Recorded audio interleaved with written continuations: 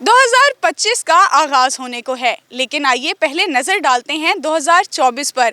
2024 किसी के लिए कामयाबियों का साल रहा तो किसी के लिए नाकामियों और मायूसियों का। लोगों से जानते हैं कि उनकी क्या राय है 2024 के हवाले से और 2025 के लिए न्यू ईयर रेजोल्यूशन क्या है। 24 अच्छा रहा।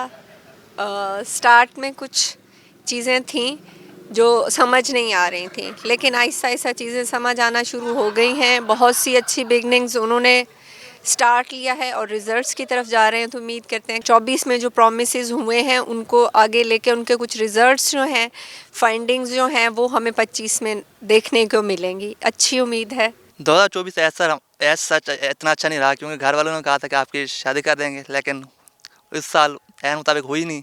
तो होप्स और 2025 में वो पूरी हो जाएं। 2024 तो ऐसा कोई ख़ास अच्छा नहीं गुजरा। उसकी एक बेसिक रीज़न थी कि हमारे बहुत सारे दोस्त थे, तो अब उनकी शादियां हो गई हैं, वो बेचारे बाउंड हो गए हैं और हम वैसे ही आज़ाद हैं। आज़ाद तो हैं लेकिन शादी हो जानी चाहिए थी, वो ज़्यादा बेहतर था। एक्सपेक्टेशन हमारी पूरी नहीं हुई गवर्नमेंट ऑफ पाकिस्तान से, क्योंकि गरीब आवाम जो है पिसती आ रही है और मज़ीद पिसती जा रही है।